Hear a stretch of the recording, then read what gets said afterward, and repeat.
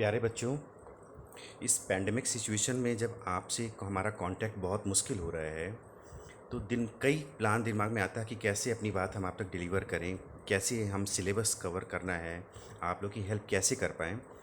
तो एक हमें आइडिया आया कि वन ऑफ देम, जितने भी अप्रोच हम कर रहे हैं उसमें एक तरीका ये भी रहेगा कि इसमें कुछ हम क्लासेस जो है हम इसको वीडियो में ऑनलाइन रिकॉर्ड कर रहे हैं और इसको हम आपको पोस्ट कर देंगे। आज हम स्टार्ट कर रहे हैं AP series. AP series AP series का आप सबसे पहले इसमें there are three term, A P and series. AP means, A means arithmetic, P means progression, P means progression and S means series. सबसे पहले एक वर्ड पर आते हैं कि व्हाट इज सीरीज। सीरीज क्या होता है? सीरीज किसी भी एक नंबर्स को एक डेफिनेट पैटर्न में रख दें, that is known to be series. जैसे आपने कहा कि सर सीरीज, आपने लिख दिया सीरीज। सीरीज जैसे 1 5 1 5, उसके बाद से 2 6 3 7, ये भी एक सीरीज़ है। आप कहोगे कैसे सीरीज़ है सर? इसमें पहले में 4 का गैप है, फिर पहले 4 इंक्रीज हो रहा है, फिर 3 डिक्रीज हो रहा है, फिर 4 इंक्रीज हो रहा है, फिर 3 डिक्रीज हो रहा है, फिर 4 इंक्रीज हो रहा है, अगले में डेफिनेटली 3 डिक्रीज होगा। It is known to be series. ऐसे ही बहुत सारी सीरीज होती हैं। सीरीज़ के बारे में इसलिए बताना जरूरी था कि सिर्फ एपी सीरीज नहीं होता। एपी सीरीज का एक पार्ट होता है। सीरीज बहुत, जैसे लॉगरिथमिक से आप लॉग टेबल जब लॉग पढ़ेंगे तो लॉगरिथमिक सीरीज, जब आप ट्रिग्नोमेट्रिक पढ़ेंगे तो ट्रिग्नोमेट्रिक सीरीज, जब आप एक्सपोनेंट पढ़ेंगे तो एक्सपोनेंट सीरीज। उसी में एक सीरीज है arithmetic series. Arithmetic series means arithmetic progression. इसको हिंदी में यदि हम इसको आप यदि इसको ट्रांसलेट करें तो ये ज़्यादा अच्छा साउंड करेगा। इसकी हिंदी होती है समांतर श्रेणी। इसके नाम से ही ऑब्वियस है कि एक ऐसी सीरीज जिसमें समान अंतर हो, 1 3 5 7 9। ये सीरीज ऐसी है कि सब में डिफरेंस 2 2 2 2 का डिफरेंस है। This is known to be समान अंतर और अर्थमेटिक प्रोग्रेशन। ये बिल्कुल सीरीज, ऐसी सीरीज हमें कंसिडर करनी है जिसमें समान अंतर हो। किसके बीच में समान अंतर हो? किसी दो कॉन्जिक्यूटिव नंबर्स के बीच में।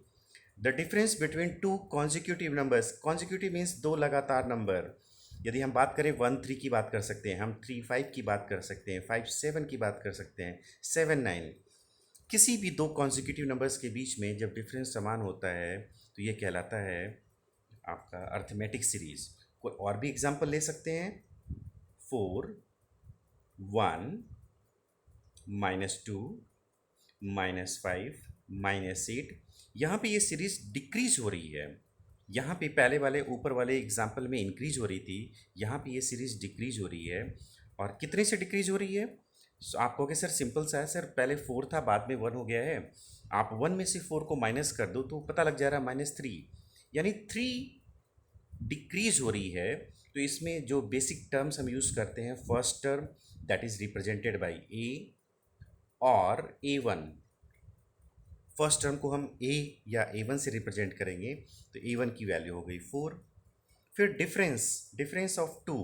किसी भी दो नंबर्स, कॉन्जिक्यूटिव नंबर्स का जो डिफरेंस है उसको हम रिप्रेजेंट करते हैं डी से। डी का मीन्स A2 -A1। आपसे सिंपल क्वेश्चन किया जाए, सर आपने किस में से किस में माइनस किया? आप कहोगे सर सेकेंड टर्म में से फर्स्ट टर्म को माइनस कर दो। या एक बच्चा क्वेश्चन ये भी कर सकता है कि सर थर्ड टर्म में से सेकेंड टर्म को माइनस करें तब भी वो क्या डी आएगा? यस, A3 -A2, ये भी डी है। एक बच्चा क्वेरी कर सकता है, क्या सर फोर्थ टर्म में से थर्ड टर्म को माइनस करें? यस, ये सारे डी हैं। इसीलिए इसको कहा जाता है कॉमन डिफरेंस। इस डी को रिप्रेजेंट करते हैं common difference. How can we find out? By the subtracting from second term to the first term. यदि हम इस एग्जाम्पल की बात करें तो 1 -4 दैट इज -3। ए रिप्रेजेंट करता है फर्स्ट टर्म,